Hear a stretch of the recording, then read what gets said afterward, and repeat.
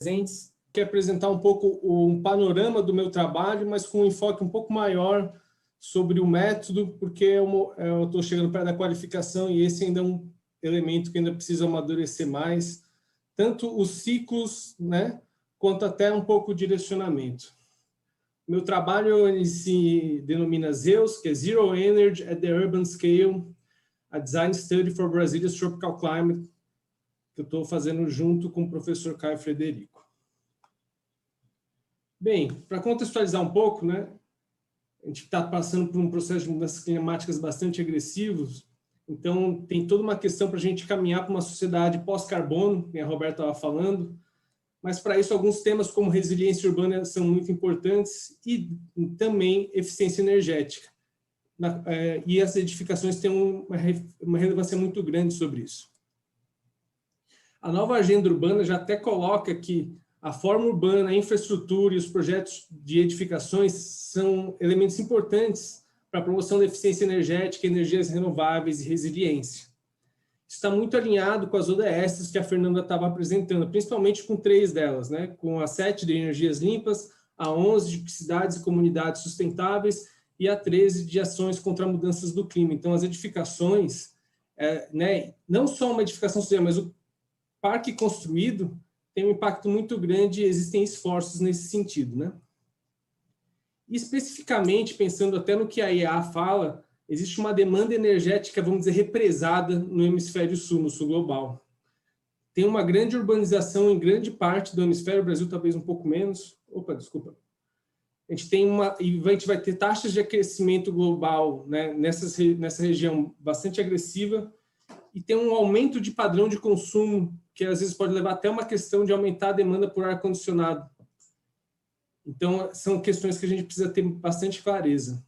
Aqui, olhando o aumento previsto para 2050, né, o quanto vai aumentar de graus horas de resfriamento, e a gente vê que o Brasil é um dos locais que vai mais aumentar essa quantidade de graus hora.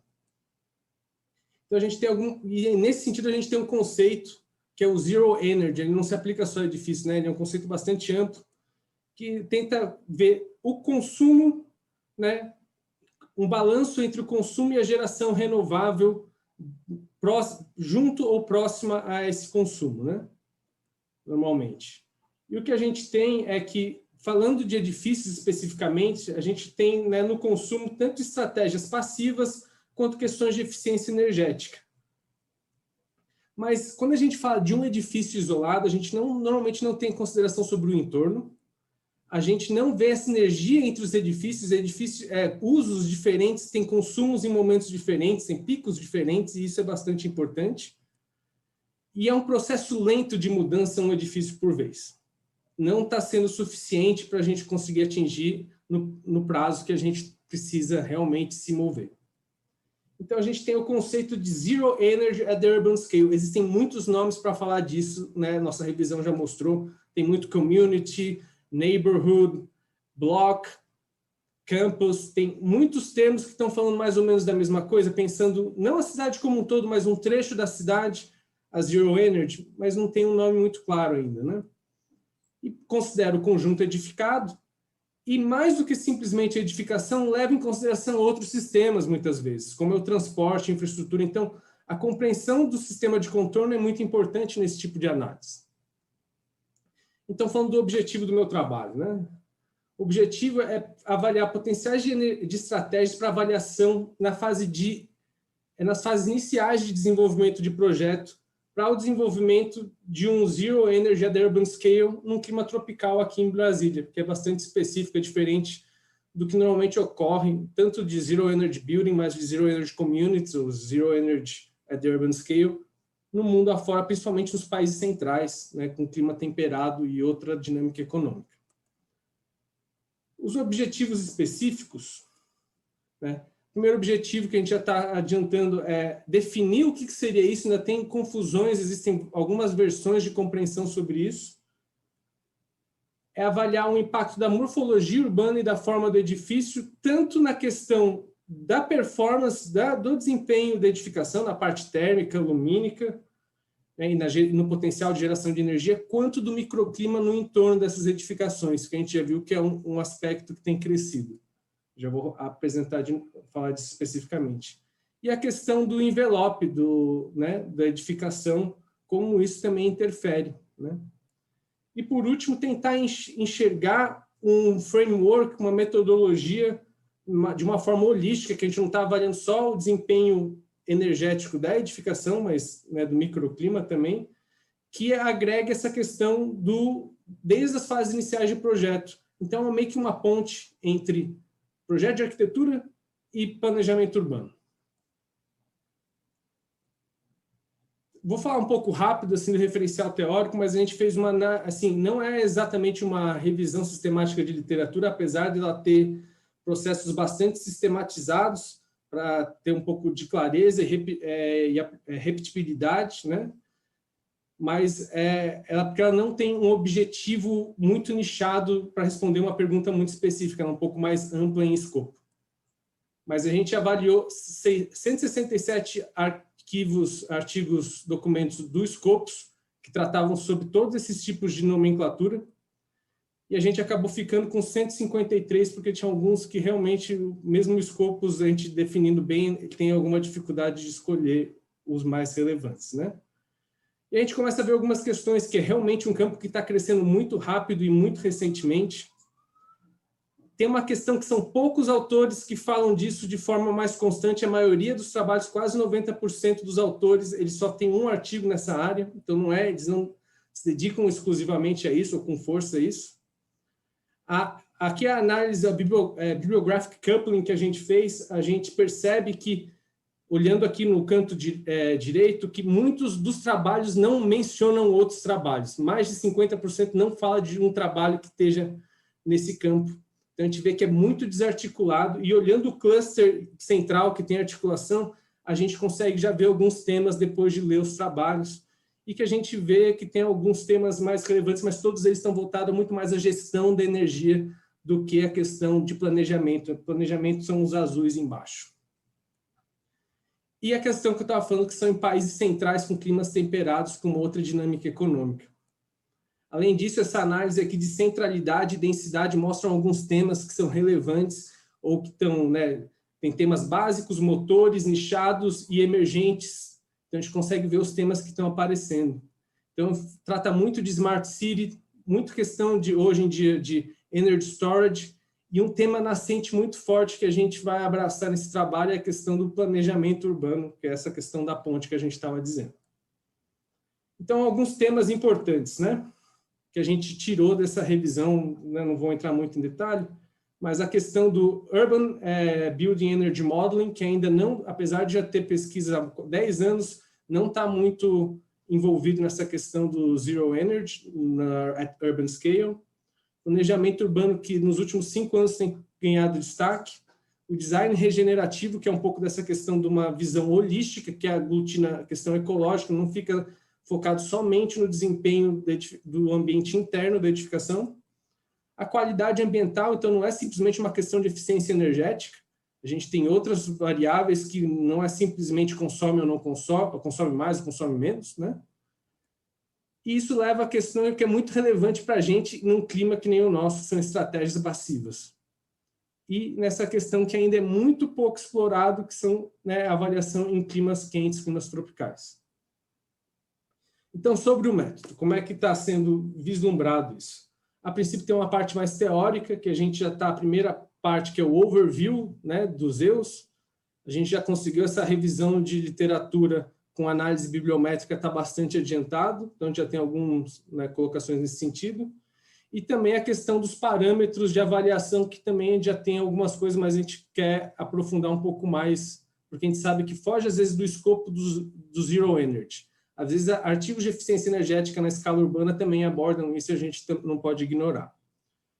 O trabalho mais experimental, a princípio, ele está dividido em 6 partes, e ela dialoga um pouco com a norma da ASHRAE 209, que trata dos ciclos de projeto para avaliação de um edifício na questão de Building Energy Modeling, né? Mas a gente sabe que é uma questão urbana e que não é simplesmente de energia, a gente está falando também de qualidade, né, de desempenho ambiental de uma forma mais abrangente. Então, tem a análise do clima e do sítio, né, o arquétipo, né, fazer uma análise de shoebox, depois a análise de morfologia urbana, a forma de edificação e 2 etapas de redução de carga, uma do envelope e outras de estratégias passivas em si. Ele deu uma falhada aqui, não deu certo a animação, desculpa. Então, o que acontece? O sítio, a princípio, que a gente se propõe a trabalhar é a quadra que a UNB possui na Asa Norte, a 407, que está vazia, então ela acaba sendo um laboratório interessante aqui no plano piloto. A gente usaria a proposta de projeção que já existe lá como um referencial para a gente comparar. Não é a ideia, né, dizer que tem que mudar o plano diretor, mas eu acho que é um bom comparativo inicial. E também tem uma questão muito importante que Brasília é uma das poucas capitais no mundo que a densidade no centro dela é menor do que no entorno. Então, eu acho que tem uma crítica interessante a se fazer também. Então, na parte mais de análise do clima, é um pouco mais trivial, mas tem essa parte de avaliação da carta psicométrica, mas assim, o que eu percebo cada vez mais é que ter uma avaliação temporal é importante, cruzar os dados, um pouco que o Rafael mencionou ali, temporalmente avaliar essas diferenças. Depois a análise de arquétipo ou de um simple box, né? Na verdade... Prezado Thiago, já temos 10 minutos. Ok, vou acelerar aqui, obrigado. Que essa simulação simple box é uma simulação simplificada, né?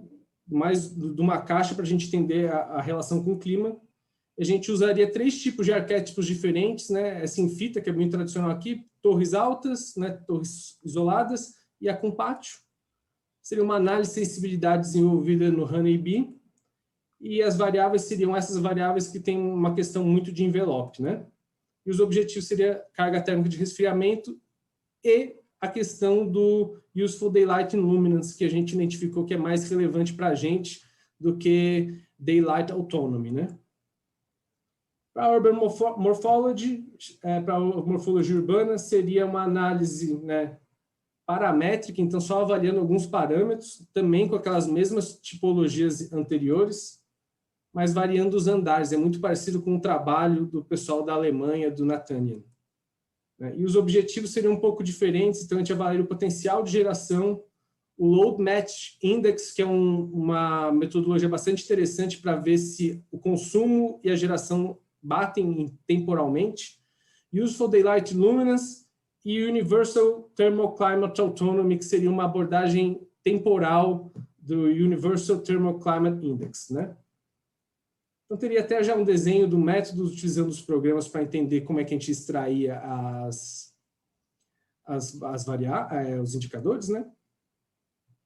E na Building Form, na forma urbana, a princípio seria uma otimização de objetivos concorrentes, um pouco parecido com o que o Zorzetto fez no PIBIC com o Caio.